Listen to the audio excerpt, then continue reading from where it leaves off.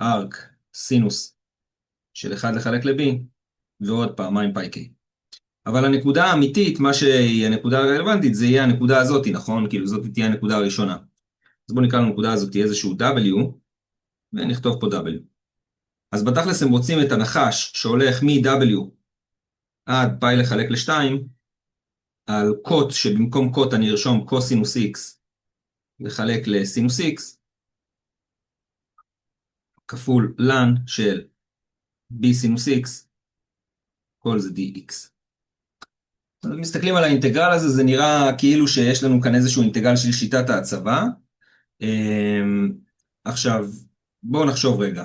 אז אם נגיד אני אומר שכל הלן הזה, זה יהיה בעצם איזשהו t, אז אנחנו יודעים בעצם שאם אני לוקח לן ואני גוזר את הלן הזה, אז זה יהיה נגזרת פנימית לחלק לפונקציה, נכון? נגזרת של מה שיש לה בפנים לחלק לה בפנים.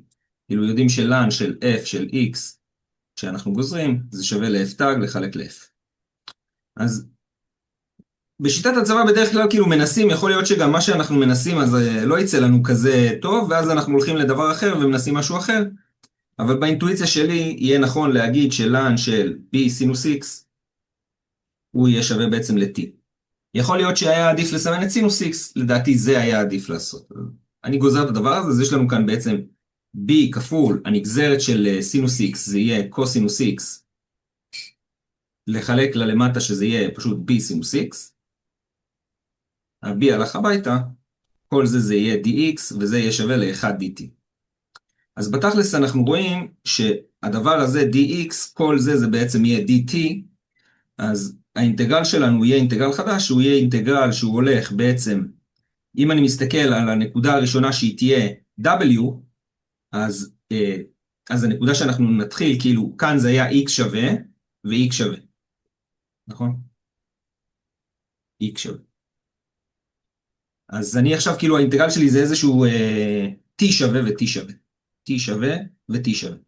כאילו אני צריך לשנות את גבולות האינטגרציה. אז בואו נראה רגע מה זה היה ה-w הזה, זה מה שאנחנו אמרנו כאן.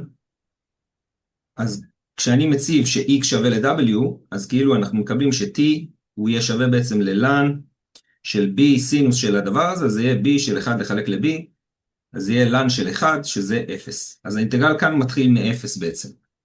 וכשאני מציב את הנקודה השנייה שזה פאי חצי, אז t שלנו יהיה שווה ללן b, סינוס של פאי חצי זה 1, אז יהיה פשוט עד לן של b. שאלות עד כאן.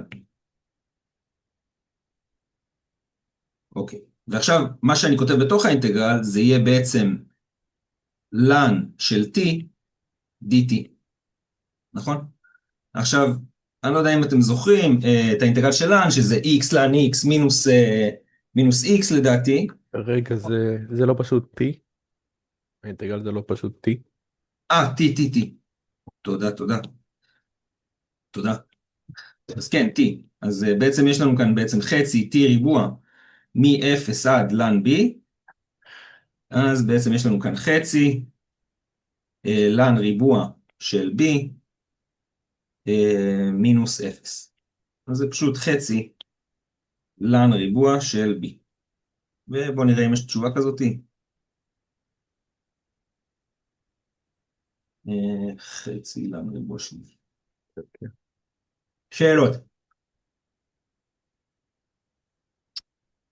תרגיל נחמד. אוקיי. היום מצטרף אלינו אלון. איזה כיף שאלון מצטרף אלינו. שלום. נכון. יאללה, כיפק. טוב, אז יאללה, אז נתחיל את הסימולציה עכשיו. ניקח איזה כמה תרגילים, ונתחיל לתת בראש. אם יישאר זמן וזה, אחרי זה אפשר גם לעשות עוד תרגילים נוספים, נראה כמה אנחנו נספיק בעצם בזמן שיש לנו, עד 9:40. לאט לאט. טוב. תגיד, סתם שאלה, לא היו שינויים לזמנים של המבחן, נכון? זה עדיין 3 שעות ל-25. כן. טובה. ממה שאני מכיר. דרך אגב, בלילה אני אעלה לכם סימולציה. אני ממליץ לכם לנסות לעשות אותה על זמנים בלי כל מיני, להסתכל בפתרונות וכאלה, לראות איפה אתם נמצאים, אבל גם לא לקחת קשה מדי, כי הסימולציה כנראה היא תהיה קצת יותר קשה מבחינה רגילה, ולנסות. אז אוקיי, אז יש לנו כאן איזשהו אי שוויון, ותשימו לב שאנחנו נציב כנראה כ-t איזשהו 2 בחזקת x, ובגלל שזה מספר שהוא גדול מ-1, אז הסימן של אי השוויון לא הולך להשתנות. אז נכתוב איזה 2 בחזקת 2x, פחות 3 כפול 2 כפול 2 ב-x ועוד 8 קטן שווה ל-0. נגיד ש2 בחזקת t שווה לאיזשהו t, יש לנו כאן t ריבוע, מינוס 6 פעמים t, ועוד 8 קטן שווה ל-0, שזה בעצם t מינוס 2, t מינוס 4 קטן שווה ל-0, יש לנו ציר 2 ו-4, הציר הזה הוא של t, פרבולה מחייכת פלוס מינוס פלוס, אני רוצה להיות בין 2 ל-4, יעני אני יודע ש-t שלי הוא יהיה בין 2 ל-4, במילים אחרות, יש לי 2 בחזקת x, הוא יהיה גדול שווה מ-2 בחזקת 1, והוא יהיה קטן שווה מ-2 בחזקת 2, ונקבל ש-x הוא שייך לקטע הסגור מ-1 עד 2. שאלות.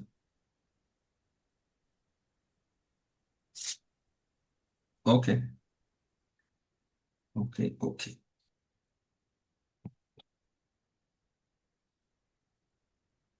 רגע, מה שוב התשובה?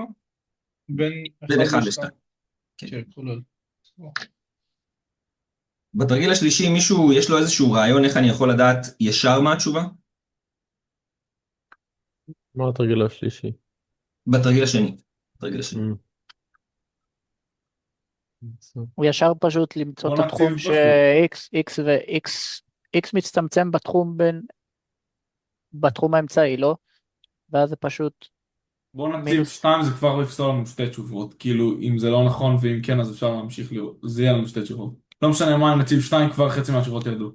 בואו נעשה את זה רגע עם טבלה, אתם יודעים מה? בואו נעשה את זה כמו שצריך, אז יש לנו כאן בעצם את x פחות 1 ואת x פחות 3, יש לנו כאן בעצם את x שהוא גדול שווה ל-3, את x שהוא שייך ל-1 עד 3, ואת x שהוא קטן או שווה ל-1. אז אני מסתכל על הדבר הזה, כאן שניהם יקבלו פלוס, אני נגיד לוקח את 2, אז כאן זה יהיה פלוס וכאן מינוס, וכאן זה יהיה מינוס ומינוס. אז בתכלס, בוא נסתכל, כש-x שלי הוא גדול שווה ל-3, זה יהיה איזשהו קו ישר, נכון? אז בקו ישר לא יהיה לי אינסוף פתרונות, זה לא מעניין. אז באמת האינסוף פתרונות הם יהיו רק מתי שאין לי איזה שהם x'ים, נכון?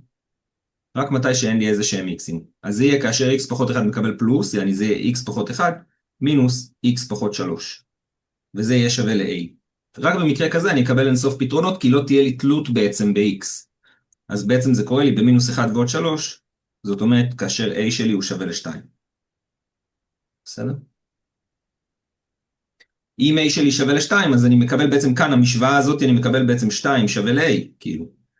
זה כאילו בעצם, בוא נגיד שזה יהיה פונקציה f של x, אז אני מקבל f של x הוא שווה ל-2, כאשר x שלי הוא שייך ל-1 עד 3.